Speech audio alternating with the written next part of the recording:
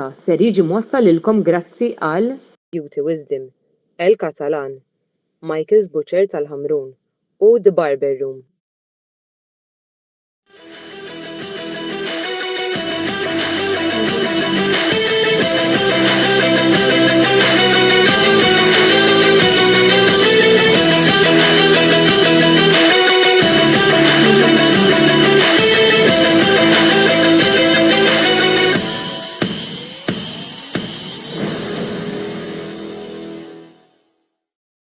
Bala jsalmilkom u jagħtikom merħba l-84 episodju mis-sensiela botta u risposta illum kif qegħdin taraw programm differenti minn dak tas-soltu, ser nkunu qegħdin nitkellmu fuq il-kampjonat tal-Formula 1 li ntemm il-bieraħ, niskuża ruħi ġa minn issa jekk illum iddeċidejt li nilbes naqra di parte ma tistgħu tifhmu li ċ-ċelebrazzjonijiet għat-trionf tal-McLaren għadhom għaddejjin u ovvjament illum taqt li nikkommemora dan il-trionf billi nilbes il-flok taċ-Champions tad-dinja ġodda. Mela, fuq il-panel miegħi għandi l-Andrew Zarp u l-Fabian Zara li insemmilhom tal-lejla ġibhom jattendu għal dan il-programm. Infakkarkom ukoll li qegħdin live għal kull min jixtieq jgħid tiegħu fuq it-temi li se niddiskutu llejla, temi prinċipali il-passoltu ser jiġu moddija lilna mill-namser tagħna Lorjana Brinka tal-daqstant. Nħallu fej Lorjana ħalli tgħidilna ftit x'inhuma l-argumenti prinċipali li ser niddiskutu llejla. Lorjana fidejk. Fil-programm tal-lejla aħna ser niddiskutu ir-raba' kampjonat tas-sewwieqa mirbuħ minn Max Verstappen. Il-McLaren lura fil-glorja wara 26 sena. Is-sorpriżi u d-diżappunti tal-itwal kampjonat fl-istorja tal-Formula 1. Mela, grazzi hemmhekk il-Lorjana ta' dawna ta' din l-introduzzjoni li tatna. Andrew, Fabian, nixtieq li nibda billi nieħu kummenti ġenerali fuq staġun mill-aqwa staġun mill-isbaħ li kellna din is-sena l-itwal staġun ukoll fl-istorja tal-Formula 1. Andrew, tista' tibda inti? Fabian ikompli ħalli nkunu nistgħu nibdew niftħu naqra fit-temi ġenerali mbagħad. Mela, l-ewwel insellimlek Antonello pas-soltu u grazzi tal-istedina u lejli tajjeb lit-telespettatur lill-kummenti għarana. Staġun interessanti kien fost l-iktar temi rajna 4 timijiet differenti u it-tliela fil-fatt kull fost 4 timijiet kollha kemm huma rebħu almenu 4 tliela dan l-istaġun, jiġifieri minn daqshekk kienet pjuttost missilta. Anke kellna 7 sewwieqa li rebħu tellieqa, 7 sewwieqa differenti li rebħu tellieqa dis-sena u kollha kemm huma rebħu almenu 2 tliela. Jiġifieri dika kienet naħseb fattur interessanti wkoll. Ħaġa oħra naħseb ikollna ngħidu proset lil Verstappen tal-li ħal kampjonat u anke proset lil McLaren tal-li ħadu l-kampjonat tal-kostrutturi.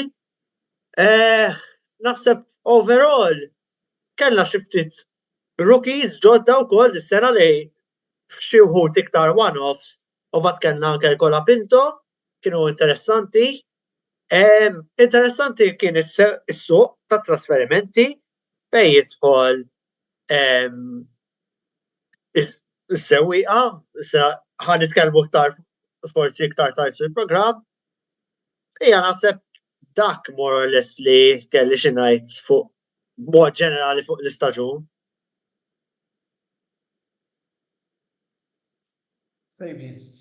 Grazzi tal-istedina, Antonello, għonet auguri tal-rebħa McLaren, tal-kampjonat kostrutturi, ir-rivali tal-Williams minn dejjem, imma xorta kuntent.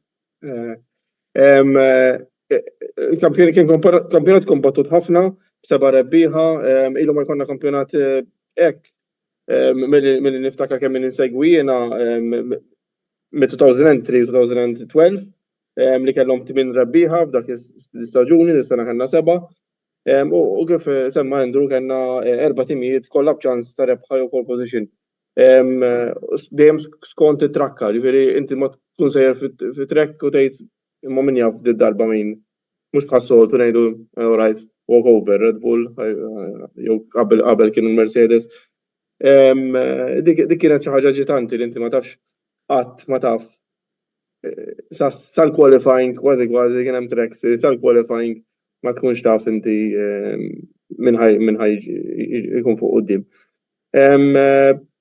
Kien hemm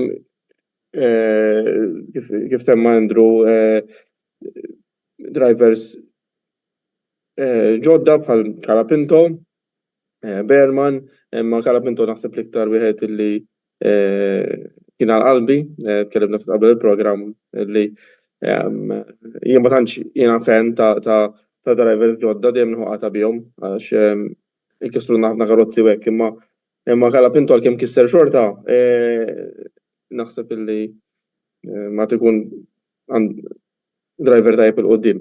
Però bħala Williams fan jiena delus xi se nitkellmu aktar il-qudiem. Mela ħadd ukoll xi punti fuq dak li konna qegħdin nitkellmu fuqhom u bla dubju nista' ngħid illi il-fatt li din is-sena kellna iktar minn kellna 7 sewwieqa li rebħu tellieqa u kollha rebħu iktar minn tellieqa waħda li per se huwa report naħseb illi ħanejdu hekk pattilna ftit ta' diżappunti li kellna fi snin passati meta konna qed naraw diversi walkovers min-naħa ta' Max Verstappen.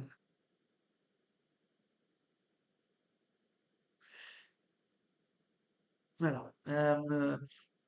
ukoll però issa semmejna Max Verstappen tajjeb li niddiskutu naqra iċ-champion Olandiż.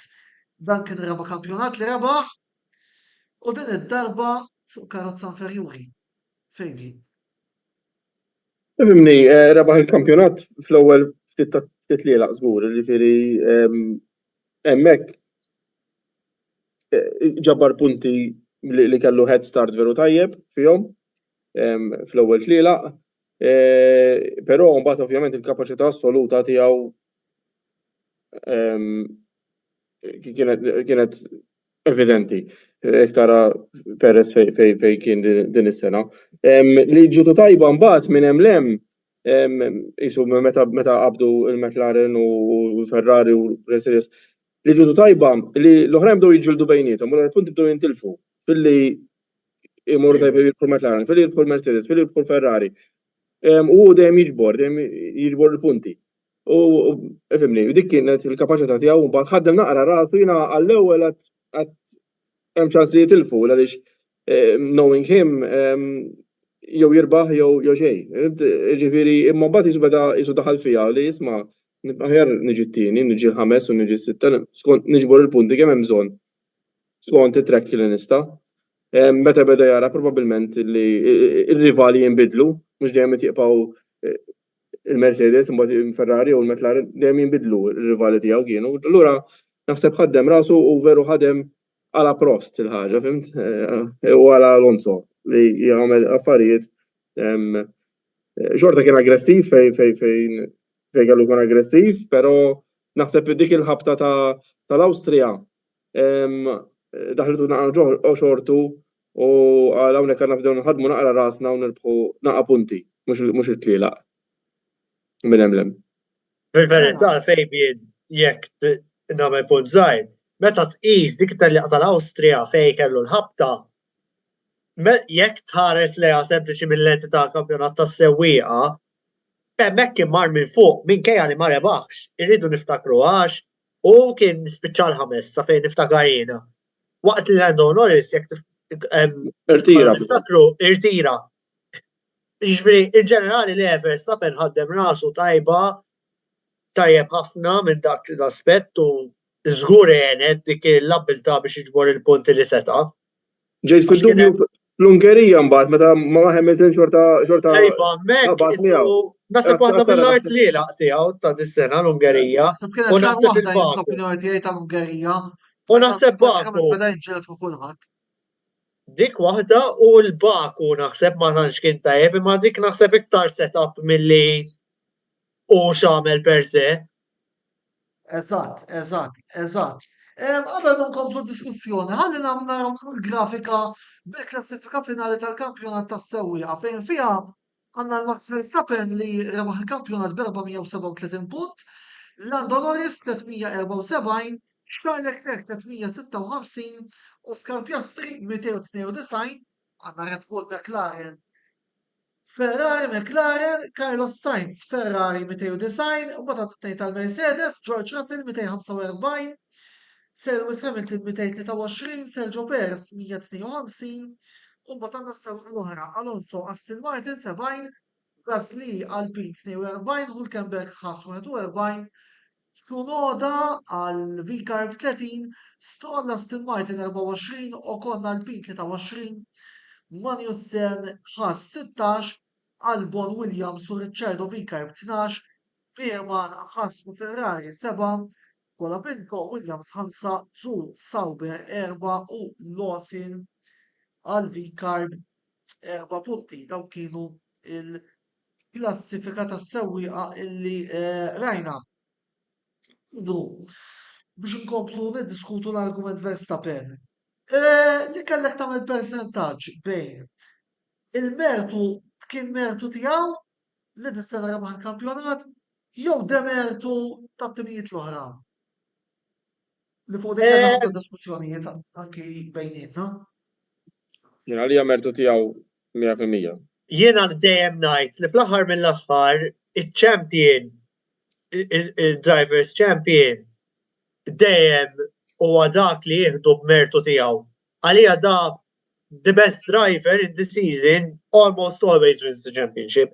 Palma fil-league football, the best team always wins the league. Naħseb l-element, naħseb però, għax inti semmejt demertu ta' ħaddieħor, il-fatt li rebaħaw it-two races to spare u b'ċertu kumdità, naħseb hemmhekk iva kien demertu ta' ħaddieħor u naħseb kien hemm opportunitajiet biex jagħmlu ilu iktar skomda milli kienet il-ġlieda għal-kampjonat tas-sewwieqa.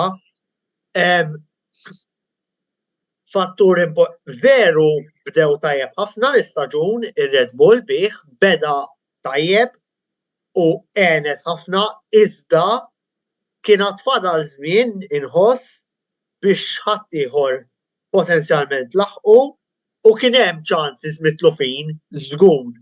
Imma naħseb ma jkunx fer jekk ngħidu li da kampjonat mhux mertu tiegħu fl-opinjoni tiegħi. Naqblu meta ngħidu li Verstappen għal l-opinjoni tiegħi ħallimu naqa' kontra dak li kont qed nitkellem fil-matul l-istaġun jiena. Però jiena naħseb in il-mossa il-mument deċiżiv li ta' direzzjoni il-kampjonat tas-sewwieqa naħseb kien il-Grand Prix tal-Brażil. Ma nafx jekk taqblux miegħi. Naħseb ara, ejja nibdew. Qed imur kontra dak li kont qed naħseb jien Ejja nibda hekk. Veru, il-fatt li rebaħ 7 minn 10 tagħtu a head start. Veru. Biss il-gap kienet jala mod konsiderevoli. Ħalli għali xorta għalija kien hemm opportunitajiet mormija biex il-gap tingħala iktar. I stand by that. Imma Brażil kien deċiżiv għall-aħħar fejn wieħed jgħid issa kwistjoni ta' meta jirbaħ Verstappen u mhux jekk jirbaħ. Naħseb hemmhekk Brażil minn dak l-aspett kien deċiżiv. Naħseb Brażil kien deċiżiv forsi minn lenti iktar ta' mathematically. U Brażil wara wkoll kemm hu tajjeb fil-Brażil, ġifieri biex ma nsemmix dak l-aspett. Dik ix-xita u dak il-diffikultajiet li kellhom ġifieri. Issa jiena wieħed li Verstappen ma tantx inġerfu bil-Malti, imma fehmti ġifieri he was superb, m'hemmx kelma oħra. Bħala bniedem li bħali ħanejdu top l-istorja tal-Formula 1. Fejn ħanpoġġu il-Max fl-istorja Naħseb ma' jew fuq net fil-lista tal-aqwa. ma' fuq net, ma' tajbin net. Max, meta tara, din is-sena l-oħra kulħadd qal alright. Xorta, meta inti kollok karozza tajba bħalma kellu s-sena l-oħra u jirbaħ dak jitlaq kollha, xorta inti xi darba oħra sib post bħala bniedem falli u da ma jfallix. Fehmt, ġifieri dis-sena kellu karozza ma kienx daqshekk tajba, kienet it-tielet ġieli r-raba' u xorta irnexxielu jirbaħ with two races to spare. Ġifieri dan driver huwa fenomenali. It-teammate tiegħu spiċċa fit-tmien post fil-kampjonat. Ninfakru għadi, ġifieri din ħaġa ilha ma ssir snin, l-aħħar li saret kienet b'Jos Verstappen ma' Schumacher ma kien sa 10 tilaq biss. U kien għadu rookie u x'naf jien u kien Schumacher kien imdawwar miegħu it-team eċetera fil-94. Imma kien ġifieri kien full season, kien dik it-sit saqgħu Leito, saqgħu Verstappen, saqgħu Herbert, ġifieri ma kellux isit bħalma kellu Perez, ġifieri Verstappen bil-forsi irid ikun ma' very top. U naħseb għad baqalu, ġat nżiex għadu żgħir, ġifieri. Ġifieri jekk jitsuq daqs l-oħrajn għad baqalu jisuq Alonso, għara kemm baqalu żiduq jieku, ġifieri ma naħsibx li ħagħmel hekk. Imma fimt x'irid ngħid? Fejbien, qed issemmi dal-punt ta' Perez u semmejt lil-Jos Verstappen, ma ninsewx ukoll li dak iż-żmien, apparti kif qed tajjeb inti li ma saqx it-tlielaq kollha u saq 10 biss mingħajja 16 kien hemm dak iż-żmien dak l-istaġun. Tinsiex li l-ewwel 6 biss kienu jiskurjaw punti, jiġifieri iktar lokal mhux dejjem irrifletti ċertu konsistenza, ħdej forsi llum meta U sal-lum stess għadhom joħorġu videos fuq YouTube fuq il-legalità tal-karozza tal-Schumacher, ġifieri ta' dak iż-żmien. ukoll Ilu biss il-5, sewwa għax ukoll dak ukoll, però kif rebaħ il-kampjonat. ma ninsewx ukoll li Ukoll, 1994 u naħseb dak iż-żmien għalkemm naħseb kien hemm diġà isu titjib ir-reliability tal-karozzi ma kienx bħalma hija llum, ġifieri kienet tlielaq kienu iktar attritional, sempliċement just bring the car home, qabel iċ-chances li jkollok punti kienu għolin għax ir-rata ta' falliment kien ferm ogħla minn dik li hija llum. Għalkemm illum il-ġurnata jiskurjaw iktar. Naħseb Antonello biex nirrispondi d-domanda tiegħek la darba dana kif qal fejn. Jiena naħseb li dal-kampjonat ta' Verstappen itpoġġih f'lista ta' sewwieqa li isli segwu l-Formula 1 dejjem jibqgħu jitkellmu fuqhom bħalma aħna nitkellmu fuq Fangio, fuq Jim Clark, fuq Stewart, fuq Lauda, fuq Senna, fuq Prost, Schumacher, Hamilton. Naħseb jiena Verstappen huwa wieħed minn dawk is-sewwieqa li jaqa' f'dik il-kategorija. Min-naħa l-oħra il-kwestjoni Sergio Perez. Ħanibdew minn hawn. Taħsbu li għandu jiġi konfermat? Minkejja li għad għandu kontratt ta' sentejn oħra? Nibda jena jew Andrew, trid xogħol. Fidejkom. Ta' tibda mela le? Mela, jien naħseb li le, però kellha tkun deċiżjoni li mista tieħdet ftit ilu, għax issa ħassra li karriera bħal ta' Perez tispiċċa ħessrem bħalma spiċċat ta' Ricciardo, bla klim u bla slim. Dik hija xi ħaġa li tweġġani li sewwa. Kellna karrieri li spiċċaw hekk bħal ta' Barrichello pereżempju, niftakar bla klim u bla slim u xi ħaġa li ddejjaqni ħafna. Kieku jien, team principal sewwa, mill-għażliet li baqa' li qudiemi, kieku jien għall-Bottas nieħu. Bla dubju.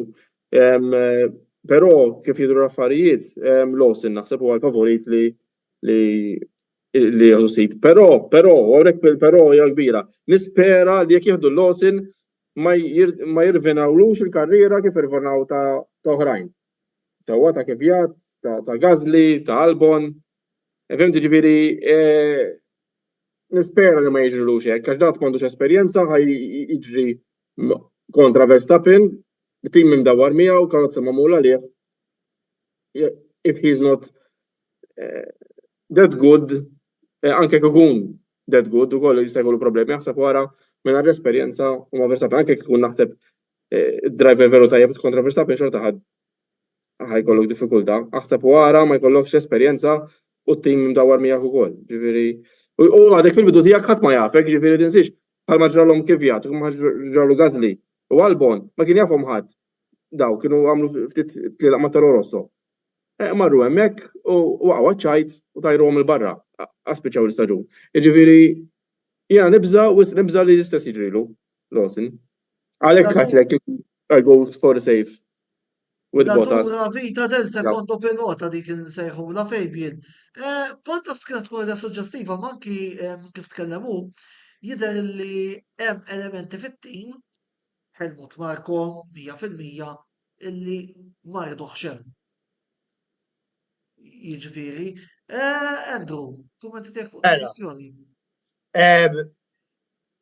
Le, hija risposta fuq Perez ħaqqux siġġu meta tqis anke għalkemm da forsi ma kienx hemm nistennija li jirbaħ kampjonat u veru li Red Bull dis-sena ma kellhomx il-karozza bħal ma kellhom forsi senilu.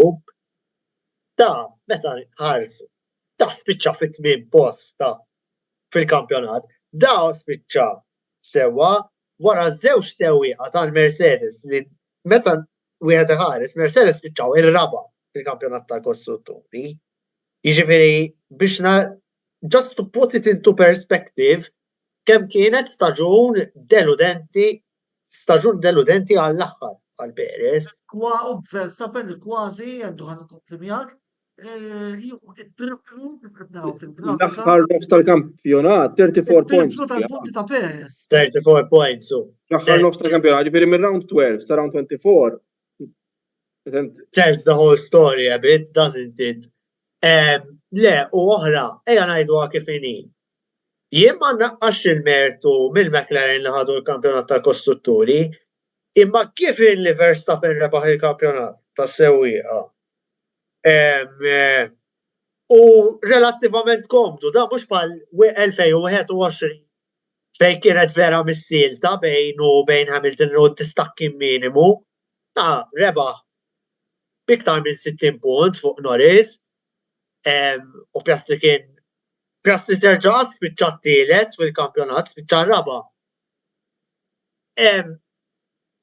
Kieku kien sewwi ieħor forsi mhux għas-sewwi imma tant kien deludenti li spiċċaw it-tielet fil-kostrutturi, mhux it-tieni it-tielet.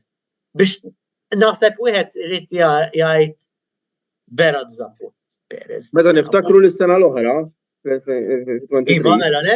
Il-punti ta' Verstappen b'weħedhom kienu jagħmlu Constructors Champions. Eżatt. Il-karozza marret lura, ok, granted, però xorta inti tinqala fil-Q1 ma nafx kemm darba u fil-Q2 ma nafx kemm darba. Eżatt. Hemmhekk għandek diffikultà, fimt tidher. Ċara, meta Verstappen ma jinqalaqat, ma jkollux xi penalty. Infatti kan nisemmi wkoll li l-medja tal-kwalifika li kellu Perez kienet 9.33. Biex tara. U ta' Verstappen hekk għal kursità la darba għandek. Ta' Verstappen kienet l-aqwa waħda 2.92. Biex tara kemm hemm baħar jaqsam, kien hemm baħar jaqsam u vera kien fqid. Kieku Perez kellu staġun semi kompetenti imqar spiċċa mal-ewwel ħamsa. Jaf kien ikollhom ċans jieħdu l-kampjonat ir-Red Bull tal-kostrutturi wkoll minkejja li forsi dis-sena l-karozza ma kienx dominanti bħal sen ilu, imma da ċat-tmiem post. U kif semmejt fl-aħħar fil-tieni nofs tal-istaġun u Verstappen 200, jiġifieri. Eżatt, ir-ratio. U fl-ewwel biċċa 237 ma' 118, jiġifieri fl-ewwel nofs. Speċjalment it-tieni parti, għax kieku skorja 100 punt, per eżempju, komparat ma' 200 ta' Verstappen, daw naħseb kienu jirpu l-kostrutturi jew kienu veru viċin, għalmenu. U imqar jispiċċa qudiem iż-żewġ sewwieqa Mercedes, jiġifieri bejn wieħed u ieħor. Naħseb turi kemm kienet ira l-istaġun tiegħu. Jekk ikolli ngħid dwar replacement, mela jidher li Perez huwa għal barra. Nibdew hawn. Jidher li Liam Lawson ħajkun ir-replacement tiegħu Jiena naħseb mhix clear cut ħaqqux jew lew. Hawn school of thought validu li forsi kien denju tas-Siġġu Tsunoda, daqskemm forsi kien ħaqqu Lawson. Ngħiduha kif inhi wkoll, jiena naħseb xtaqqu ikollhom Ricciardo lest għal dak is-Siġġu, imma kien diżappunt ieħor dan l-istaġun li tantu hekk tajruh l-Alfa Tauri jew l-RBħ qabel ma spiċċa l-istaġun ħalli forsi kien hemm xi weddiet u affarijiet fil-kuntratt forsi ma' Lawson, imma dak kieku kien tajjeb kien sejjer tajjeb, nidubita kemm kienu jtajruh u ngħidlek kien ikun hemm ċans kbir jieħu s-Siġġu.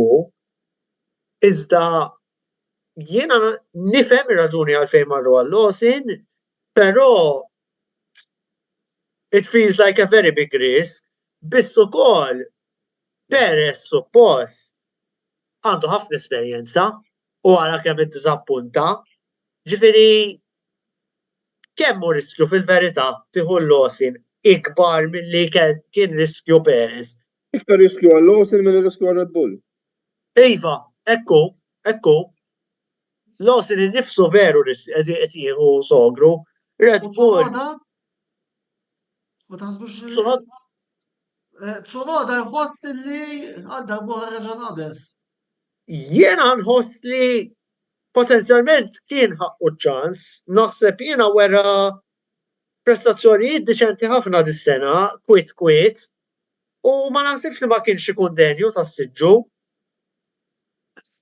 Imma kien naħseb ukoll għal Red Bull nitkellem hekk kien ikun riskju bħalma huwa Lawson. Naħseb l-element ta' riskju ma naħsibx li hemm sewwi li tajt ta' żgur safe bet bih. Milli baqa' ovvjament. Eżatt, milli baqa' dejjem. Kemm jiena kieku għandi idea tkellimna offline. Irridu Red Bull staw marru għal Sainz. Imma Sainz naħseb hemm kwistjoni politika. 100%. Mela hemm Morru s-salla waqfa ta' reklami kif niġu lura se nibdew nitkellmu fuq it-timijiet l-oħra fejn fost l-oħrajn se nkunu qegħdin niddiskutu wkoll it-tim champion tad-dinja tal-kampjonat tal-Kostrutturi, il-McLaren. Imma issa 3 minuti ta' break nieħdu tazz-ilma u nerġgħu niġu lura.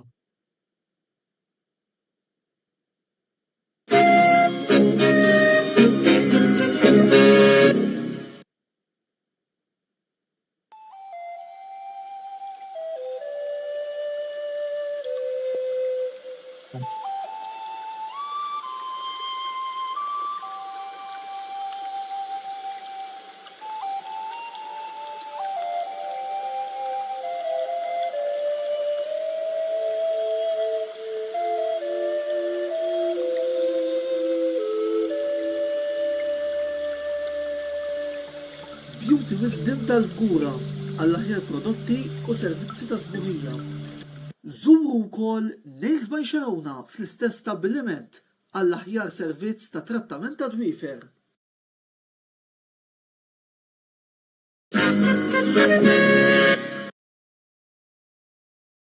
Wasal eluq żmien ommok, missierek, jew xi ħadd minn tal-familja, għandek xi okkażjoni jew xi attività mal-ħbieb u trid issib restorant tajjeb bikel ġenwin u prezzijiet qalbu ta' kulħadd, post wieħed għandek issib El-Katalan tax-Xajra fejn issib għażla vasta ta' pizza, pasta, grills u għaġin f'atmosfera b'element familjari. Għal bookings ċempel fuq 21-800-997 jew żur is-sit tagħna għal iżjed informazzjoni. El-Katalan, ir-ristorant għalik.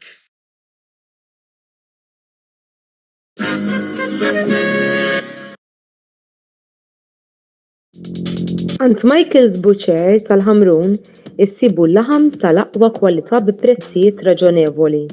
Nippreparaw ukoll homemade għal barbecues, festini u ikliet bħal burgers, braġoli, kebabs, laħam mimli, diversi kwalitajiet ta' salsett u ħafna aktar.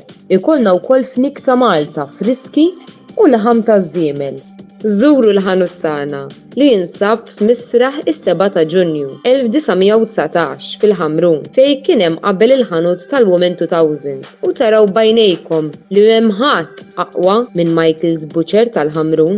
Għal iżjed informazzjoni, żuru l-paġna tagħna ta' Facebook fuq Michael's Butcher il-Ħamrun jew ċemplu 2124 8651 jew 7904 7220.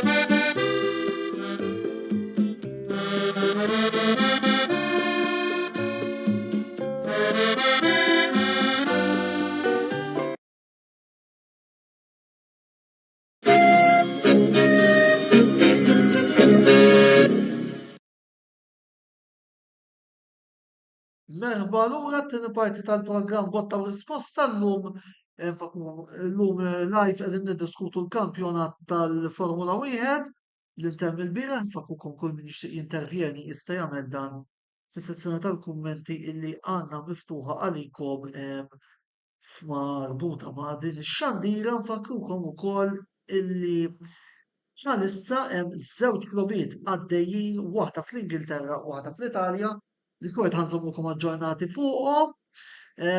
West Ham United xejn, Wolves xejn mill-Ingilterra u mill-Italja Udinese fil-vantaġġ kontra Monza Lorenzo Lucca jiskurja l-gowl għat-tim Friolan. Imma lura għall-Formula 1 u issa nitkellmu ftit fuq il-champions tad-dinja tal-kostrutturi, il-McLaren. Lura għat-trionf wara nuqqas ta' 26 sena. Jiena tkellimt il-bieraħ fuq dan it-trionf, illum nħalli f'idejja Andrew Fabian biex jgħidu tagħhom. Fabian, ix il-mikrofonu tista' tibda. Jena naħseb illi dan kien trionf kbir, mhux mistenni, ma kienx mistenni żgur qabel il-kampjonat. Ħadd ma stenna li l-McLaren jerġa' jirbħu daqshekk fil-qrib. Jena niftakar meta rritornaw fil-98 u rebħu dak il-kampjonat Mika Hakkinen u rebħu l-kostrutturi, kienu ilhom ukoll dak iż-żmien kienu qalu lilhom ħafna x'kien ilhom mill-91 ma jirbħu, aħseb wara. Niftakar li kienu ċelebrazzjoni kbira x'kienu rebħu wara 7 snin kienet isa eternità, ħseb wara 26 sena. Il-McLaren għadhom minn żminijiet koroħ, ħafna snin kienu għawlura, speċjalment dan l-aħħar meta kienu ħadu Magni Honda, mbagħad qalbu bir-Renault u mbagħad kif nerġa' naqdu l-McLaren mal-Mercedes jisom meta jirripiljaw. Sena l-oħra niftakru daw bdew il-kampjonat wara xi ftit liegħa kienu l-aħħar post 0 points, jiġifieri ħadd ma stenna illi da. Dis-sena l-Alpin għamlu hekk jisom ukoll li kienu l-aħħar fil-bidu tal-kampjonat u dan l-aħħar jisom irpiljaw mhux ħażin. Però di tal-McLaren kienet għalija sorpriża kbira. Ora, naħseb naqbel ma' Fabian li ma kienx mistennija qabel ma bdejna dan l-istaġun. Ftit li xejn kienu jgħidu lek McLaren huma favoriti għal kostrutturi dis-sena. Ġifieri minn daqshekk naqbel. Just to put into perspective kemm ilhom ma kienu ilhom ma jieħdu kampjonat tal-kostrutturi 26 sena, l-aħħar darba li ħaduha Lando Norris u laqqas Oscar Piastri ma kienu twildu. X'għad? Għasen Bruzar. U laqqas jiena for the record ma kont twelid biex tara kemm kien ilu. U jiena sena żgħar minn Norris u sena ikbar minn Piastri.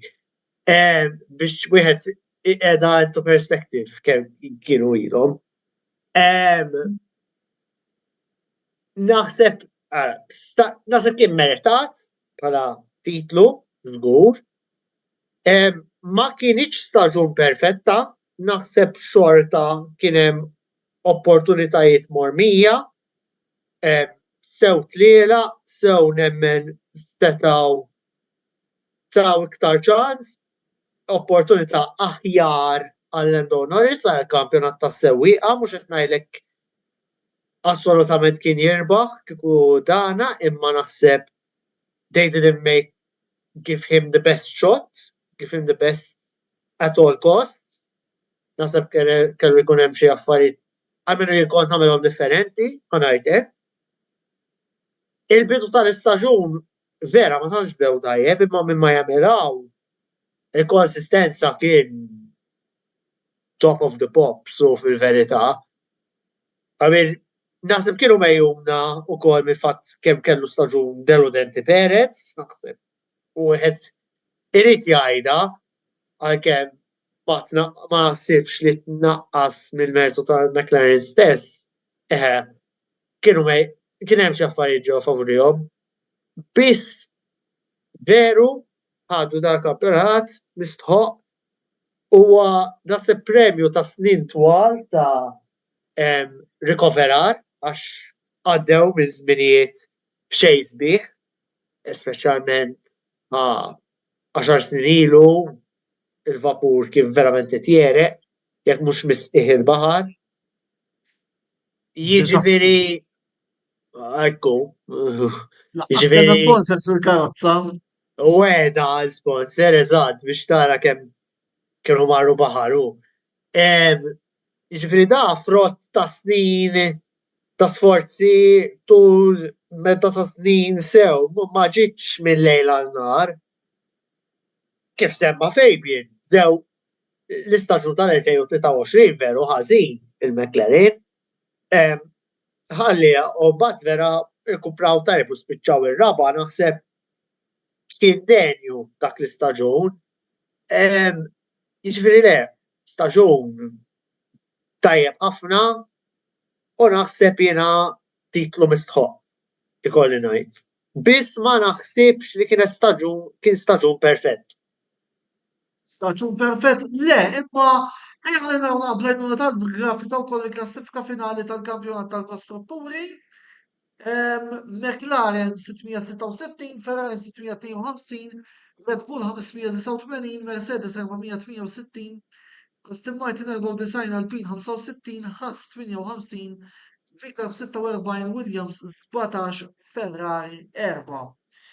U ċertament illi jiena dina sħaq tal-bieraħ u sħaq ta' kemm il-darba wkoll il-moħħ wara s-suċċess tat-Tim Papaja huwa wieħed. Zach Brown, Bru. Jiena ara kellu rwol importanti, mhux se ngħidlek ma kellux. U fl-aħħar mill-aħħar the buck stops with him 100%. Però jiena nemmen meta tara suċċessi qatt mhu suċċess ta' bniedem wieħed. Huwa suċċess ta' elu ejja ngħidu mijiet ta' nies li jaħdmu sew fit-trakka waqt it-tliela, sewwieqa, mechanics u anke nies li jaħdmu fil-bażi lura ġewwa Woking. Jiġifieri għalkemm Zach Brown kien huwa leader tajjeb naħseb u it-tmexxija tiegħu żguren ħafna lil McLaren biex jieħdu dak il-kampjonat. Ma nasibx nista' naħseb ma jkunx ġust ngħidu Zach Brown kien kollox. Naħseb huwa sforz ta' tim sħiħ minn fuq s'isfel għalija li ir-riżulta fil-kampjonat mistħoq. Jiena naħseb naqbel perfettament ma' Andrew, mhux bniedem wieħed, però li naħseb li jagħmel Zach Brown li jaqqat it-tim li xtaq u kien leader tajjeb għalihom. Ġifieri naħseb li però ma nistgħux għandix inżid ma' Andrew għaliex naħseb dak kollu li qal huwa Nagħmel miegħu perfettament. Li kien hemm favur forsi għandha x'taqsam aktar mal-mistoqsija ta' qabilha. Red Bull mindu tela Adrian Newey il-karozza bdiet niżel lura. Din xi ħaġa li ġrat anke fil-passat meta Adrian Newey jitlaq minn Matin. Il-karozza speċjalment meta jitlaq f'nofs staġun. U naħseb li din għenet il-McLaren li jitrionfaw. Jien niftakar ċar il-Williams kien ġorlhom hekk l-istess fin-97 meta tela Adrian Newey u l-istess ġeralhom jiġifieri fil-li bdew karozza bomba untouchable u f'daqqa waħda bdew niżlin u rabħu l-kampjonat biżbrix. Meta kien mal-McLaren ġara l-istess, jiġifieri naħseb li din għenet il-McLaren din is-sena wkoll. Jiġifieri kollox ma kollox. L-argument tiegħek Fabian, ta' min jinnota ħaġa li fil-fatt ġejt fiha issa inti u titkellem. Fl-ewwel ta' Mejju Adrian Newey iħabbar ir-riżenja tiegħu minn Red Bull. Fil-5 ta' Mejju Norris jirbaħ l-ewwel tellieqa ġewwa Miami.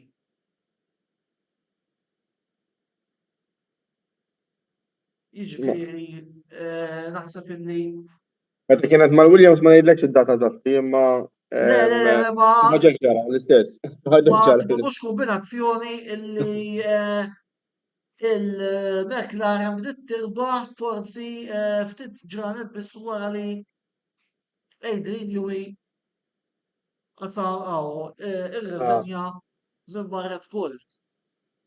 Naħseb l-aħbar Antonello kienet daqqa żgur għal Red Bull u naħseb ċertu moral forsi għenet l-tim tal-McLaren.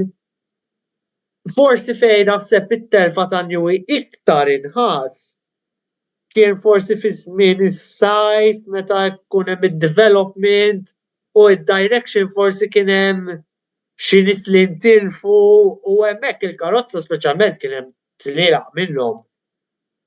Fejn Red Bull vera kienu foqra ma għamlu xejn, letteralment. Jiġifieri naħseb żgur li kien hemm l-effett. Naħseb l-effett inħass the longer the season went on iktar milli minn lejl għan-nar. U issa wieħed irid jara kemm ir-Red Bull kapaċi jiżviluppaw over the winter. Fej Newey by and large mhux se jkun hemm għalkemm hu minn għalija n-notice tiegħu jiskadi Marzu nsejt eżatt bl-amment il-gardening leaf Żgur li ma Aston Martin jibda fis-26. Għal-karozza ta' 26. Eżatt. Mela, alright, ejja ngħidu bidu tas-sena d-dieħla jiskadilu il-notice period ma' Red Bull. Nifdaw għandhom season sħiħ kważi bla Newey, bla dik x'ismu tiegħu l-input. Jiġifieri ħaskun interessanti naraw is-sena d-dieħla u biex kapaċi jirrimontaw ir-Red Bull. Ngħiduha kif inhi, ħakemm alright. Da sejjer ma' Aston Martin imma xi darba oħra kien se jitlaq Adrian Newey. Bħal ħafna nies il-Malti għandu espressjoni meta jgħid imut papa u jilħaq ieħor. Sa ċertu punt b'Newey huwa bniedem hekk, da. Xi darba oħra kien se jitlaq. Veru ma ħares lejn Williams u l-McLaren kemm. Le, 100%.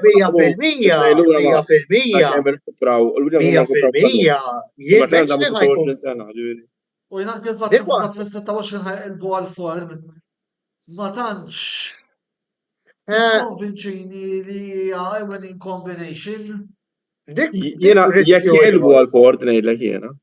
Mark my words. Wieħed ukoll Naħseb Fabian mela. Għax jekk tara xejn il-Ford kif sejrin madwar id-dinja ma tantx sejrin tajjeb. U biex they unplug it before they plug it mal-Formula 1 ma noħodux xejn bi kbir. Laqqas jiena jkolli nkun siċir, jekk wieħed jara x'qed jiġri bl-Audi, naħseb l-istorja tajt ħafna l-fatt li issa rċevew investiment mill-Qatar, it-tim tas-Sauber, tipponta lejn problemi iktar profondi fil-fema tiegħi. Dik. Għax iktar manufacturers għandhom problema fil-verità. Eżatt. Ma imħabba distribuċu tal-EVs għandhom problema manufacturers. Allura, fil-verità l-Formula 1 baqax manufacturers, ir-Renault ħajkonna l-Alpine bil-Magra Mercedes. Biex tara. Ġifieri biex ngħidu Mhux hekk. ċara ħalli ma nqogħdux nilagħbu mal-lowża, Renault Mercedes biex noqogħdu ngħidu ċara. Eżatt. Sabu bil-kelma Alpine. Sewa, iktar taċċajt minn hekk ma nistax naqgħu Veru. Niftakar fi żmien jien kienu joqogħdu jinkunu l-iskola. Għal meta l-Williams tilfu il-Magni Renault. Kienu drissa Magni Ferrari ħajkolkom ta' biex jaqbdu miegħi. Peridrom l ġejn il-BMW. U kienu biex joqogħdu jaqbdu miegħi. U dak iż-żmien kienu ħoda bi kbira jien, għalla ħares xi ħaġa bħal dik tiġri. Issa Magna, Renault, Magna, Mercedes. Mercedes. Biex ġejna. Iktar baxx minn hekk ma sax ta' Diffiċli, ġifieri di ta' Ford naħseb hemm punt iktar broad li jisemma Fabian li qed naraw madwar dinja. Lura l-Red Bull kif qed tajt, l-ewwel nett kif qali tajjeb Fabian li Williams u McLaren damu ma rkupraw wara li telaq Newey, ġifieri żgur m'hemmx garanzija li Red Bull ħajaqbdu jerġgħu jirbħu wara Newey. Biss kif iktar il-punt li isu kienet xi darba oħra kien se jitlaq li huwa minnu jekk dawn mhux se jirkupraw, tipponta lejn forsi problemi iktar profondi fit-tim. Ta' ma ninsewx oħra, qed insemmu Red Bull. Ħajtilfu l-Jonathan Wheatley sena oħra, mingħajja fl-2025 stess. Ma' Sauber Audi insomma biex niftehmu, jiġifieri Newey he's a big asset, però l-istruttura madwar Newey issa kemm tajba u dik naħseb hija domanda li wieħed irid isaqsi fuq ir-Red Bull aħna u mixin il-qudiem. Bl-istess mod qed insemmu Newey forsi nduru fuqhom iktar tard fil-programm. Id-domanda hija l-istruttura tal-Aston Martin kemm tajba kif inhi biex Newey attwalment jirnexxielu jipproduċi karozzi tajbin u jkollu ċertu suċċessi ma' dak it-tim. An unanswered question as of yet, imma meta wieħed jara l-Aston Martin kif marru dis-sena ma tantx ituk ċertu fiduċja li mixin fid-direzzjoni tajba. Newey jew mhux Newey, fil-fema tiegħi. Ngħidlek. Mela, biex inkomplu fuq id-diskussjoni. Mela, għandu żomma Mercedes Fabian mal-Williams. Kif tidru dik hawn l-istatut tat-tim li żommu miegħu? Dizastru totali. Għalkemm rajna xaqta dawl fil-karozza li kien hemm approvement, ġifieri ma kienux dead last, kienu in the mix, dejjem kienu ħafna drabi in the mix. Kien hemm żbalji kbar strateġiċi, imma però l-akbar żball kien li Vowles żamm il-Sargent din is-sena, mill-bidu tas-sena, ma kellux għalfejn jżommu. Għas is-sena l-oħra sħiħa sabu wara iġeddilu l-kuntratt. Kif semmejt kemm il-darba f'dan il-programmi studentri fuq Williams, Albon wera li tajjeb, però mhux biżejjed tajjeb.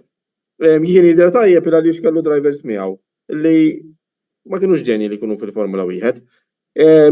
Kif fatt kif tfaċċa Kalapinto fixkel isu, beda jiżbalja, dik Kalapinto ġib bl-għamel test u xejda, dan għamel xi ftit winter testing, whatever, jew daw li jagħmlu l-F1 u hekk. Ġifieri da GMek u he cracked under pressure, da tifel jgħadu ġej bla esperjenza ta' ġej u da. U kien tajjeb tista' daqsu. Ġifieri pratikament is-sena kienet kaput, ġifieri u nisperaw li minnaw għalaw. Jiena kontent li ħajkonna Sainz ġifiri u l-album, pero għal-kem jena kif forsi kull min jafni dejjem nieħu qata b'driver ġodda u ġa semmejta qabel, ħabba li ħafna inċidenti ma jittawx input biżejjed, eċetera, speċjalment f'tim bħal Williams. Dak Colapinto għal-kem kisser xorta u ġobni. Ġifiri, I was quite surprised with myself, u għod. Kieku jiena, immorru ftit allura għal-mistoqsija l-ewwel ta' Perez, kieku jiena vowels, nara kif nagħmel u nipprova imbieħ jew l-Albon jew il-Sainz. Unżom il-Colapinto. U naqla kemm xa flus, ninvestihom fil-karozza, xejn nagħmel tajjeb għad-danni li kisru dis-sena għax għamlu damages kbar matul is-sena, ġifieri mhix imkien li jiġu daw il-flus issa. U fis-snin ikonna driver li il-qudiem jekk ituħ long term contract nista' nbijgħu anke lilu naqlaw kemm xa flus minnu wkoll. Ġifieri naħseb mhux idea ħażina li kieku nbijgħu l-Albon jew il-Sainz, nġibu l-flus, ninvestuhom fil-karozza, nżommu l-Colapinto long term contract u mbagħad nbijgħu lilu wkoll meta jkun il-waqt. U nkomplu ninvestu fil-karozza u forsi nagħmlu bħal McLaren u 10 snin oħra fil-kampjonat. Mela Antonello, ħan kompli ftit fuq il-Williams qabel ma ndur fuq il-Mercedes.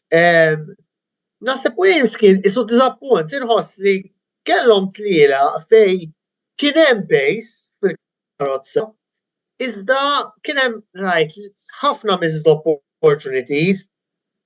Kellek il-kwistjoni Sargent, he was not on the pace at all, crash prone, però Colapinto wkoll kien crash prone, għalkemm naħseb kellu l-pace so could be let off a bit as a rookie. U Albon għamel żbalji, kellu l-ħabtit tiegħu dis-sena, jiġifieri ejja ma nippretendux li l-istorja tal-ħabtiet swietom qarsa. U disappunt kien minn daqshekk. Isu kien hemm potenzjal għal aħjar rajtu u kien hemm ħafna opportunitajiet li ma tieħdux. Ma ngħidlek. Naħseb issa ndur fuq Mercedes. A mixed bag. Kien hemm some very good highs. Naħseb Vegas waħda minnhom. Belgium fej vera George Russell ġi skwalifikat imma rebaħ Hamilton. U naħseb on merit, kellu dawk il-ġissit li laqrebhom on pure pace, I would say. Naħseb l-Ingilterra vera ġiet ftit f'saqaj, għax naħseb McLaren xi ftit ramewa dik it-telliqa, iżda naħseb li Mercedes kienu in with a shout for a win on pure pace as well, jiġifieri ma ġietx totalment ħoġrithom bħalma forsi ġiet ħoġrithom l-Awstrija fej literalment il-ballun waqaf saqajn Russell għal-rebqa li ħada ċans biss Mercedes spiċċaw ir-raba dis-sena. Da tim li qabel 3 snin fuq xulxin jirbaħ kampjonat tal-kostrutturi, sa oħra spiċċat-tieni għalkemm admittedly a distant second. Iżda spiċċa r-raba għalija falliment fl-aħħar mill-aħħar. They were nowhere near the top 3. They were too far away. Nowhere near being worse than Ford, but da tim jekk qed jaspira jirbaħ, da tim irid jaspira biex jirbaħ kampjonati. They were nowhere near. Allura falliment minn dak l-aspett. Biss kien hemm some highlights, some more positive highlights than probably even last year. Issa rridu naraw is-sena d-dieħla dan kien l-aħħar staġun ta' Hamilton. Jiena naħseb il-fatt li l-announcement ġie tant kmieni Benic għax isu kienet sena fejn da kienet jaħdem in-notice effectively. Mhux qed ngħid li Hamilton ma werix kapaċitajiet tajbin, però Benic it took a toll, I think. And I think it's the right time for the two parties to move on. Issa naraw is-sena d-dieħla hux. Naħseb u l-iktar tim fost l-ewwel erba' li għandu room for improvement, però m'hemmx garanzija li they'll be the ones who improve the most. Is-sena d-dieħla. U fuq il-Ferrari x'tgħidu di? Però naħseb kien staġun relativament tajjeb. Overall, kellhom l-iżbalji tagħhom, għamlu kif jagħmlu dal-aħħar strateġiji ġilli daqsxejn ma tifhimhomx, però overall naħseb kellhom staġun sodisfaċenti. Mhux tajjeb tal-għaġeb imma sodisfaċenti. Naħseb staġun diċenti, a clear improvement fuq is-sena l-oħra, pereżempju, jew vera hekk b'sodi għalkemm mhux brillanti, imma mbagħad kellhom run perjodu bejn Ġunju u Lulju ishom intilfu. U mbagħad vera qishom ġabruha lejn l-aħħar imma xorta naħseb dak il-perjodu għamlet wisq sara. Naħseb kien sena fejn la kellhom super highlights. U laqqas super low points consistently. Kien a bit of a middle of the road year għalija għal-Ferrari. Improvement fuq is-sena l-oħra. Xorta mhux biżżejjed, però inconsistent.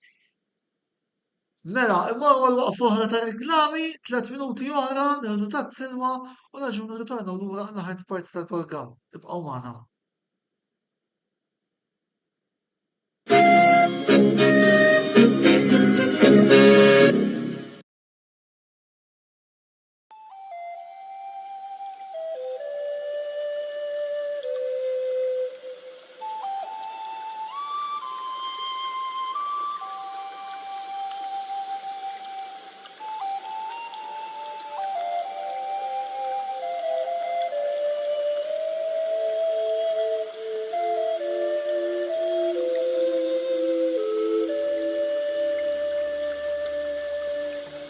Beauty Wisdom tal-Fgura għall-aħjar prodotti u servizzi ta' sbuħija. Żuru wkoll Nails by Xerawna fl-istess stabbiliment għall-aħjar servizz ta' trattament ta' dwiefer.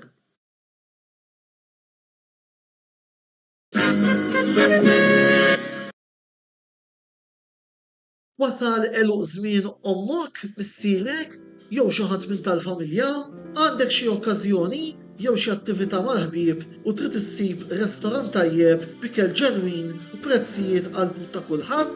Post wieħed għandek issib El-Katalan tax-Xajra fejn issib għażla vasta ta' pizza, pasta, grills u għaġin f'atmosfera b'element familjari. Għal bookings ċempel fuq 21-800 997 jew żur is-sit tagħna għal iżjed informazzjoni. El-Katalan, ir-ristorant għalik.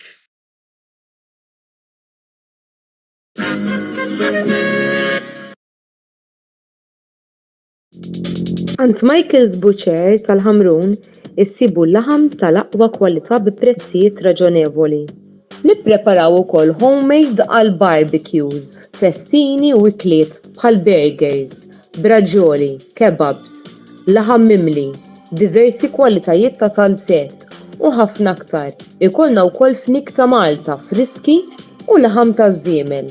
Żuru l-ħanut tagħna li jinsab f'Misraħ is-7 ta' Ġunju 1919 fil-Ħamrun fejn kien hemm qabel il-ħanut tal-Women 2000 u taraw bajnejkom li hemm ħadd aqwa minn Michael's Butcher tal-Ħamrun. Għal iżjed informazzjoni żuru l-paġna tagħna ta' Facebook fuq Michael's Butcher il-Ħamrun jew ċemplu 2124 8651 jew 7904 7220.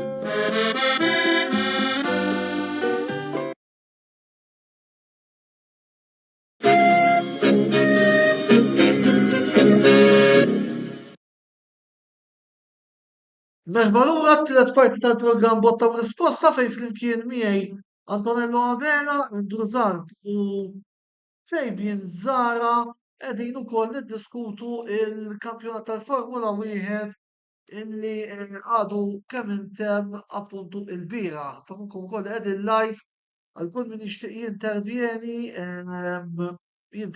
magħna jista' jagħmel dan fis-sezzjoni tal-kummenti illi għandna miftuħa għalikom hawnhekk ma' din marbuta ma' din ix-xandira. Sa dan intant ukoll infakkurkom matul il-programm se nintellgħu diversi aġġornamenti fosthom tnejn illi tilejn issa fuq il-logħbiet West Ham Wolves u Monza Udinese fejn jidħol dak il-futbol.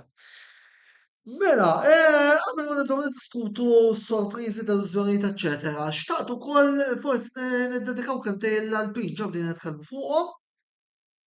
Ir-rimonta li għamlu f'dawn l-aħħar tiġrijiet id-tim Frankiż biex eventwalment spiċċaw fis-sitt post.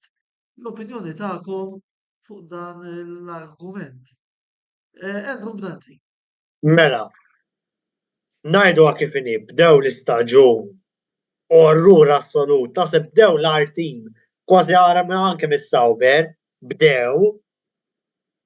L-remonta b'saħħtu biss naħseb li spiċċaw fis-sitt post għakemm kredibbli hija mejjuna ħafna u mejjun ħafna mill-fatt li marru tant tajjeb fil-Brażil. Nissogra ngħidlek li għakemm veru spiċċaw fis-sitt post, veru kellhom dik it-tellieqa ġol Brażil tajba u b'xi ftit fortuna wkoll. U mhux ngħidlek ma kienx hemm improvements waqt l-istaġun. Inħoss li ħass, pereżempju, impressjonawni iktar over the whole season. Il-ħass kienu iktar konsistenti. Ferm iktar konsistenti. Nazzarda ngħid li l-RB ma kienux inqas konsistenti mill-Alpin, ħanajt ma kienux inqas. Ejja ngħidu kif inhi fuq l-Alpin. Qabel il-Brażil, jekk m'iniex sejjer żbaljat, kienu għadhom wara l-Williams fil-kampjonat ta' kostrutturi. Jiġifieri wieħed irid iħares ukoll lejn dawn ħafna mill-istaġun kienu fil-kampjonat innifsu kienu t-tieni l-artin. Eżatt. Ġifieri irkupraw. Imma bdew minn bażi veru baxxa mill-qiegħ net. U tu li mhux għal dik it-tellieqa tal-Brażil għalkemm mhux ngħidlek ma kienx hemm rimonta, naħseb ma kienitx tkun magnified daqshekk, kienet tkun iktar successful damage limitation iktar milli rimonta. Ngħidlek. Fabian, effett obbligatorju? Tixel il-mikrofonu. Kont se nsemmih bil-fatt iwa, naħseb l-effett obbligatorju ġiġa bdejn ħass għalkemm jagħti the-background u ma jidhirx, imma naħseb li mindu daħalu it-tim beda jiċċaqlaq. Kien hemm anke xnijali lil Duwen tajarlu rasu qabel jibda. Pereżempju, affarijiet obbligatorji biss jagħmelhom dal-affarijiet. Imma li vedera mhux sasteħ. Però ġifieri veru pruvjaw kif semma Andrew it-tilqa tal-Brażil kienet kruċjali għalihom. Però naħseb l-Alpini iktar milli kienu ħażin għall-karozza u dan kif kont semmejt darba meta kienu naqdu it-tim flimkien bid-ġiġ drivers Franċiżi, meta inti daw kienu dak ippruvaw jaqdu kollox Franċiż. Il-drivers team il-Magni kollox Franċiż. Diġi ġapprova Alan Prost bil-Prost tiegħu. It failed.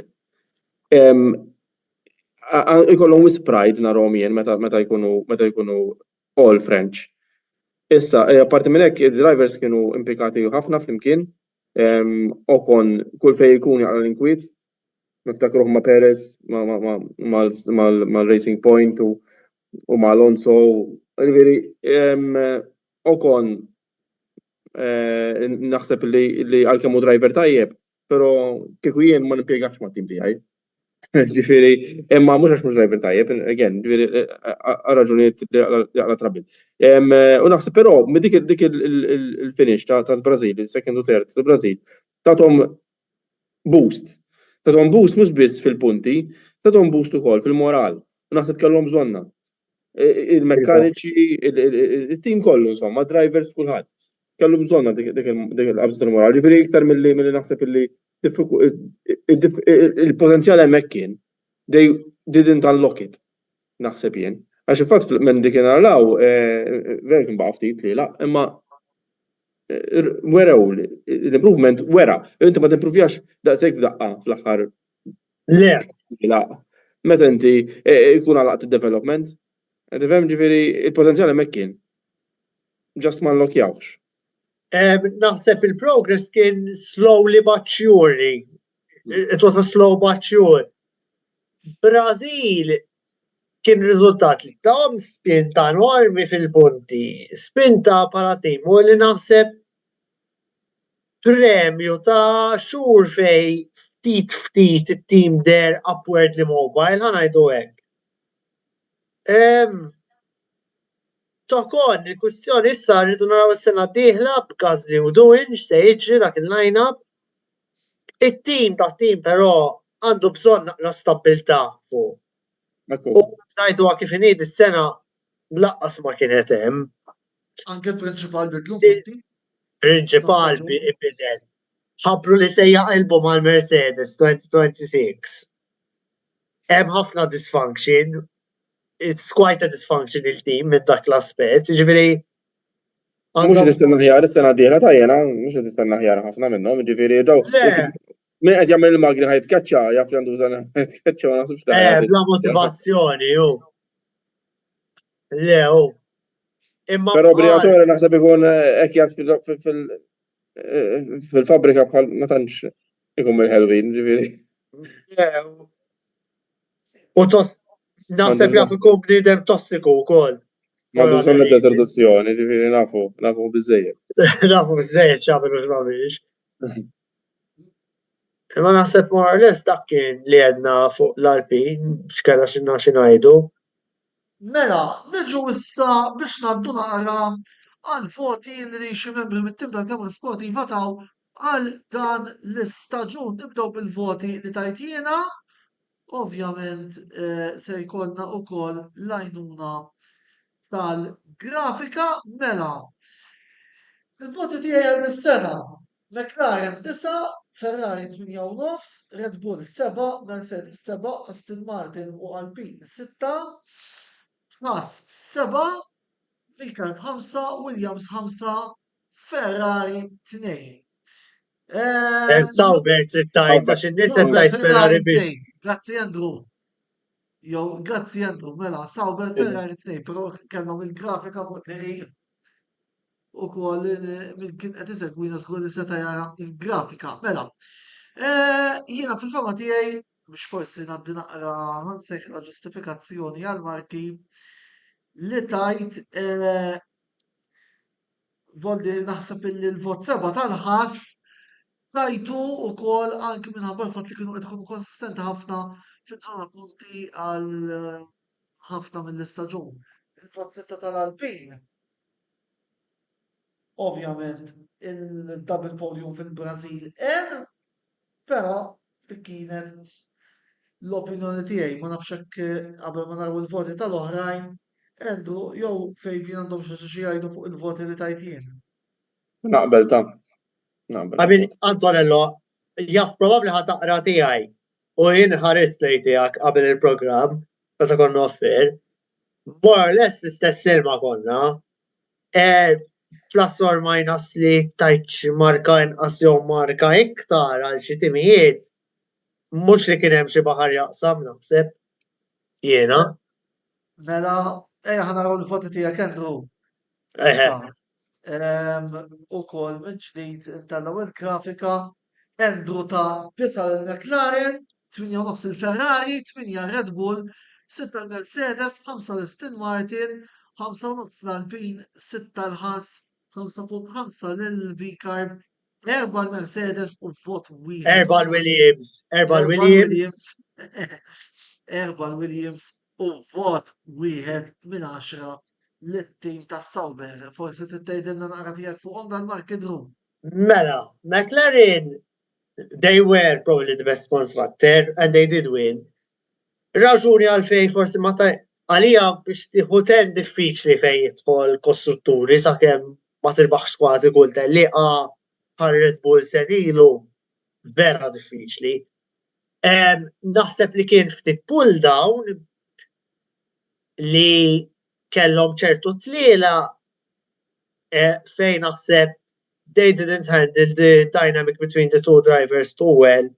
U ma tawx biżejjed priorità lil Norris f'ċertu tliela hemm two very clear cut cases.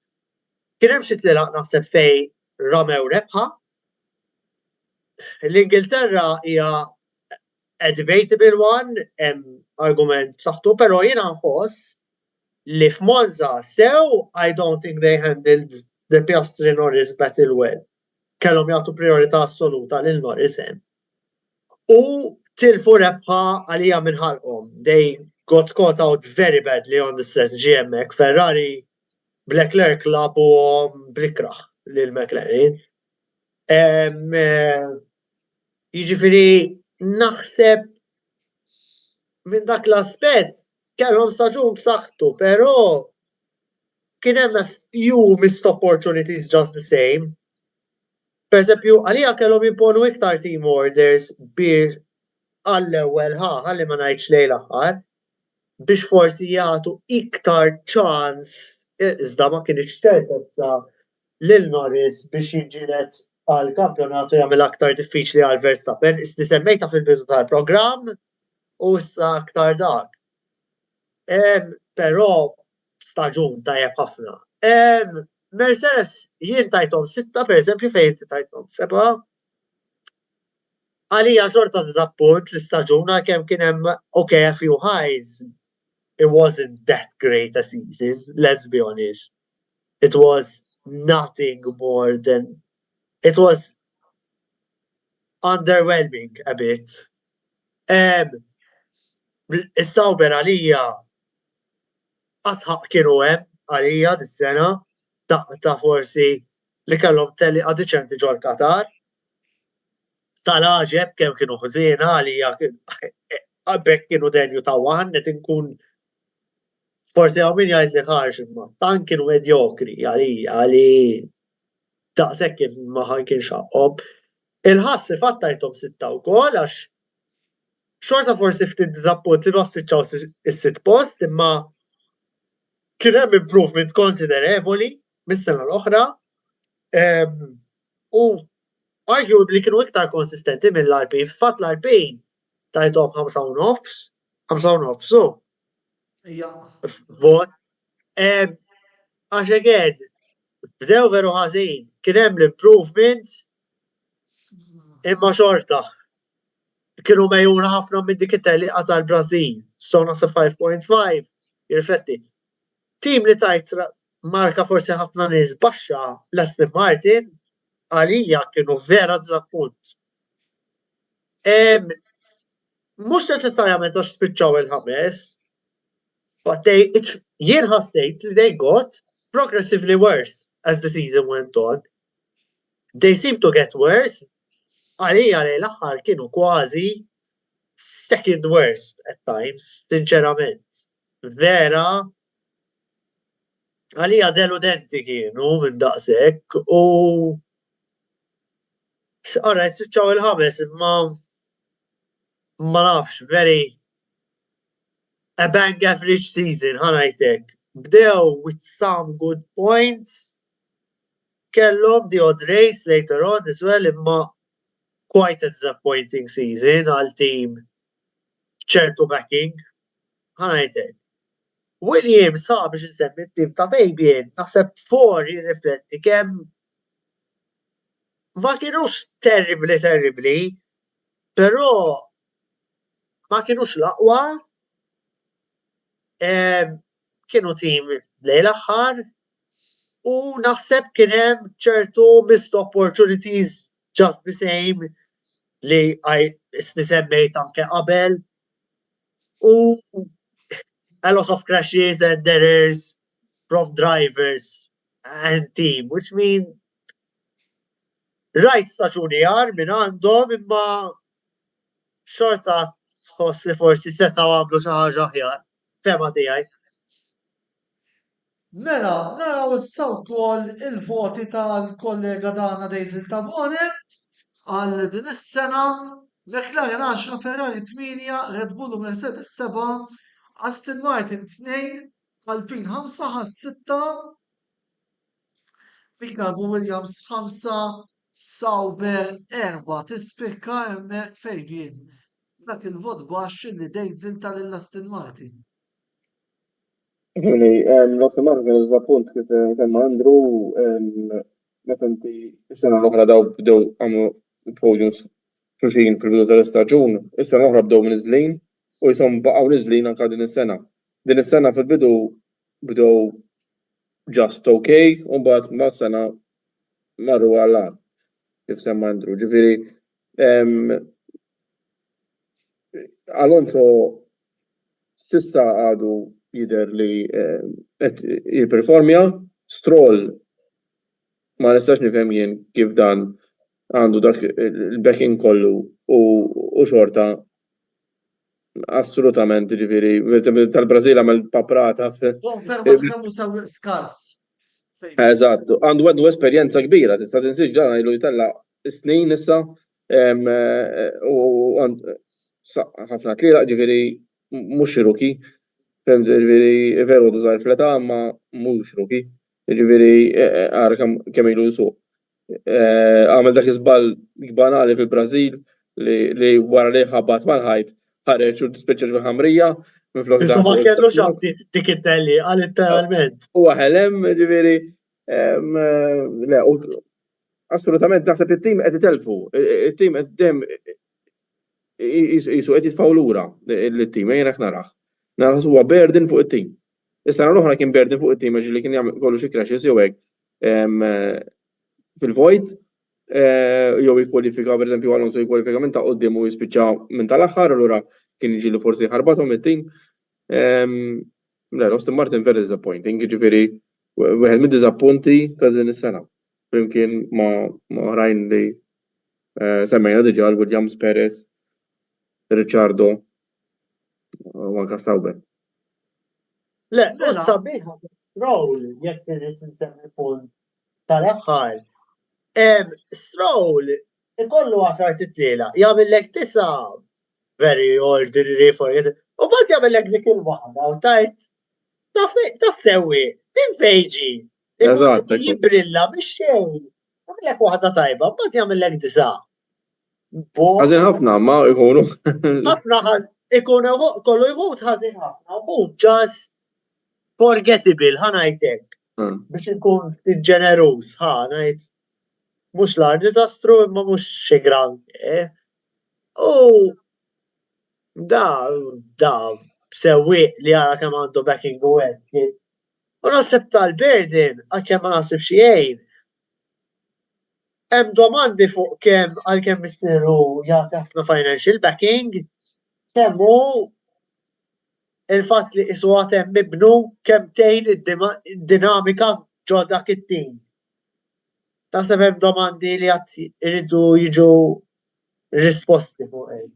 Infatti għalhekk semmejt qabel il-punt ta' Newey kemm għandi l-concerns tiegħi li Newey nafu x'inhu kapaċi. Ma nħoss li t-tim m'hemmx l-istruttura disjointed all over the place. Rajnihom dis-sena il-ħin kollu niżlin kienu. U ma nafx kemm Newey waħdu ħajkun kun kapaċi jsolvija. Imma. Mela, bitnal u kol programma t-masanna li l-battuti finali. Irrit minn għandkom, ovvjament anki senajt tiegħi.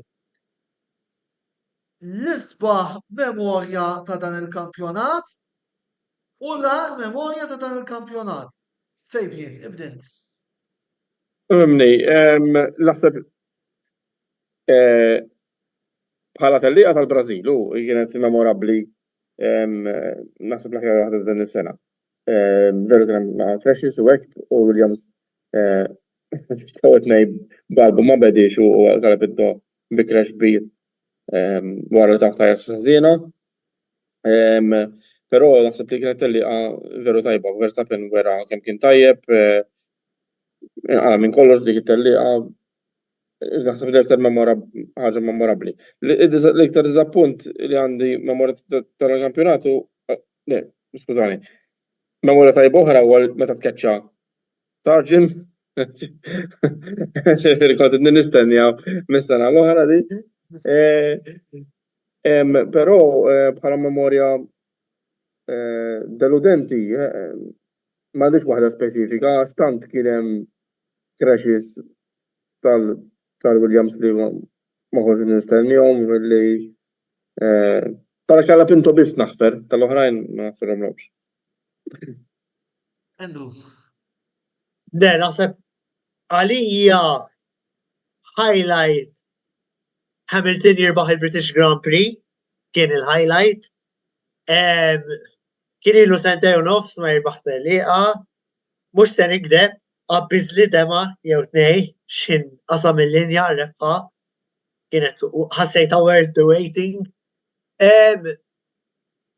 Naħseb memorja deludenti.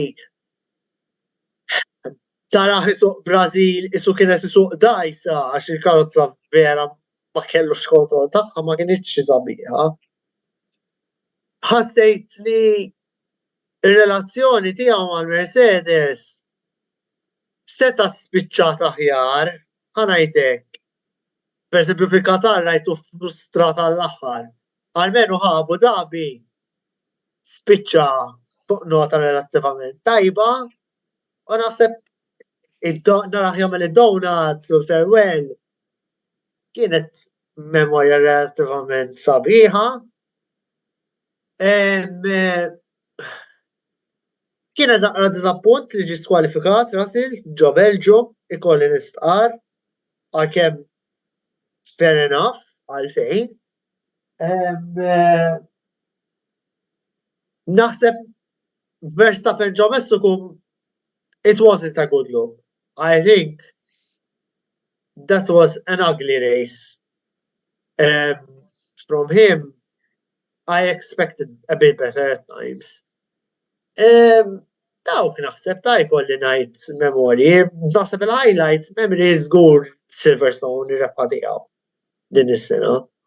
To be fair anke tara ġo Vegas speċjalment kienet sabiħa ma' Silverstone Hamilton jirbaħħhom l-ewwel nett l-aħħar darba tiegħu isuq mal-Mercedes ġo l-Ingilterra ġo Silverstone. U kienet id-disa rebħa tiegħu ġo dik it-trakka l-ebda sewwi ieħor fl-istorja tal-Formula 1 qatt ma rebaħ id-disa titlielaq ġo trakka. Jiġifieri naħseb more or less dik li kelli xi ngħid fuq memorji tal-istaġun. Mela, jiena nisbaħ moment. Norris jaqta' it-tragward fl-ewwel post ġewwa Miami. Jiġifieri, l-iktar mument li kont diżappuntat maħruq ironikament Silverstone. U se tgħiduli Silverstone kont hemm mort Paddock Club imma li nkunu l-ewwel u t-tieni u narmu t-tellieqa kif armejnija naħseb imnalla kont hemm u mhux hawn. Għad kieku probabbli kien joħroġ wieħed minn dawk il-famużi videos voghi li jien magħruf nagħmel meta l-McLaren ikunu qabżuwieri bil-pudini tagħhom. Jiġifieri minkejja l-fatt li ġejna t-tielet. Imma jiena li dik it-tellieqa kellna fejn rebħuha. Naħseb it was there for the taking. Mercedes kienu kompetittivi, they weren't going to make it easy. Iva, ma anki Ejja ma ninsewx li fin-niexef Mercedes kienu fuq quddiem, kienu qed jaħarbu. Ġiet tajba x-xita għal McLaren dik hija vera. Xorta, ta' mux qed ngħidlek ma kienux ma kellhomx ċans jirħuha, imma ma naħsibx li għalkemm potenzjalment ramewa ma kien għalija Monza kienet iktar clear cut li ramewa fil-fema tiegħi, pereżempju. Biss minkejja kollox, forsi vera li Silverstone kienet il-low point, imma għaxina mbagħad nħoss li għandi nkun fair. Il-fatt li wara 5 snin irritornajt fit-trakka tal-Formula 1 naħseb illi wkoll kienet xi ħaġa li għandha titqis ukoll ħajon di aġenda anke l-fatt li għattajt il-ġimgħa ġewwa Paddock Club, Voldiri għattini darba, Voldiri naħseb illi Silverstone kellha it-tajjeb tagħha imma kellha l-ħażin tagħha. Mela, wara sanna biex nagħlqu dan il-programm qabel xejn, grazzi lil Fabian u l-Endru tal-lejla naqdu magħna u grazzi wkoll tmur l-sponsors Beauty Wisdom, El Catalan, The Barber Room u Michael's Butcher. Tkun tużaw is-servizzi ta' daw is-sinjuri għax direttament ukoll kun qegħdin jgħinu il-kamra sportiva tkompli tella programmi ta' livell bħalma qegħdin intella u programmi illi bħal programmi li minnu ftit ieħor ukoll ser ikun disponibbli fuq il-YouTube channel tagħna. Għalda sa tinsewx tagħmlu subscribe ħalli ma tilfu xejn mill-kontenut kollu illi aħna noħorġu matul da minn żmien għal ieħor. Issa għandi xi ftit avviżi xi ngħaddi qabel ma nagħlqu il-programm ma' avviżi tal-parroċċa ħansejħulhom hekk. Kif kien hom sejjaħilhom sejjaħ il-notices li kienu jħorġu mill-stewards room David Croft, il-kummentatur ċelebri ta' Sky. Mela, nixtieq inħabbar illi il-video li ħareġ il-bieraħ wara il-Grand Prix ta' Abu Dhabi dak ser ikun l-aħħar wieħed illi ser noħroġ bħala video reactions wara it-tliela. Ir-raġuni hija waħda. Jiena dejjem emmint illi bħalma hemm ċertu sewwieqa fosthom anke Prost illi l-aħjar mument li tieqaf huwa meta tkun fil-quċċata. U bħalma mill-dis-sena fejn jidħol il-futbol illi malli l-Inter rebħu l-kampjonat tat-tennis tilla waqqaft il-videos ta' reazzjoni. Issa lil McLaren sirna champions tad-dinja wkoll fil-kampjonat tal-kostrutturi naħseb li huwa l-mument opportun illi nwaqqaf il-videos ta' reazzjoni wara t-tellieqa. Ma jfissirx illi mhux se nibqgħu noħorġu kontenuti fuq Formula 1, se nibqgħu noħorġu kontenuti fuq Formula 1 b'mod regolari wkoll matul l-istaġun imma issa dika mbagħad infhemulkom se jiġri meta jerġa' jibda il-kampjonat f'Marzu li ġej. Biss inħoss illi wara 4 snin nagħmel il-videos wara kull tellieqa u il-fatt ukoll illi issa l-McLaren rebħu l-kampjonat tal-kostrutturi allura m'hemmx iktar fejn titla', anzi hemm fejn tinżel, naħseb li huwa l-mument opportun illi dawn it-tip ta' videos jifqu. It-tieni ħaġa xtaqt ngħidilkom hija illi għada il-paġna tagħlaq 7 snin minn bdiet tiffunzjona u għalkemm se ngħaddi diskors żejjada filgħodu wkoll ippermettuli illi nirringrazzja lil kull min qed jagħmel dak kollu possibbli biex il-kamra sportiva tkompli u tkompli tgħaddi l-materjal interessanti li qed ngħaddulkom u l-programm interessanti li qed ngħaddulkom. Endru li huwa parti mit-tim tal-Formula 1, Wayne Mikallef, Dejdzil Tabone li huma l-istaff tal-futbol tal-Formula 1, skużawni, Dejdzil li wkoll jikteb fuq l-snooker u Wayne Mikallef fl-ultima tmiem sajt illi jiktbu wkoll fuq il-futbol. Ma ninsix ukoll it-tim ta' botta u risposta li huwa parti mill-futbol. Fons ukoll tagħna skużawni, qed nirreferi għal Kyle Parnis, Roberto De Brincat, Mark Schembri u Joseph Magri. U ukoll Dejan De Brincat id-designer tagħna u Lorjana Brincat l-announcer tal-kamra sportiva wkoll. Grazzi ukoll l-sponsors kollha tagħna. It-tlet sponsors semmejna, Velocity Sports Racing li regolarment nikkolaboraw magħhom għal kontenuti viżivi. Grazzi wkoll lilkom il-segwaċi ta' din il-paġna illi segwuna ta' kuljum ma nixtieqx ninsa naqqas lil Robert Busuttil u lil Xarlo Paċ illi huma ħanejsdu korrispondenti esterni ta' din il-paġna. Ovvjament mhijiex biċċa xogħol faċli,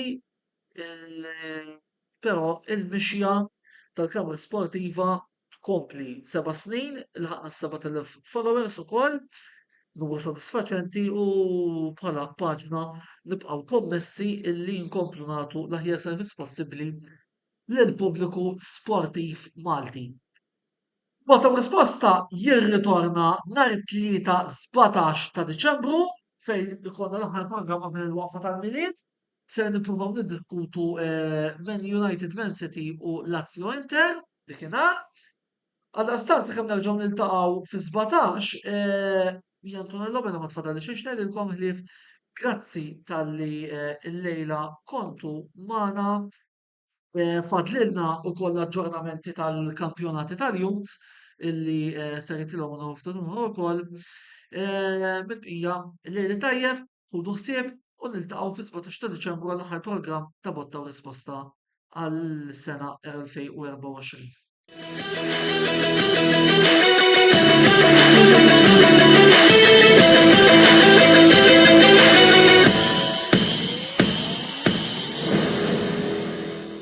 Botta u risposta ġie mwassal lilkom grazzi għal Beauty Wisdom, El Catalan, Michael's Butcher tal-Ħamrun u The Barber Room.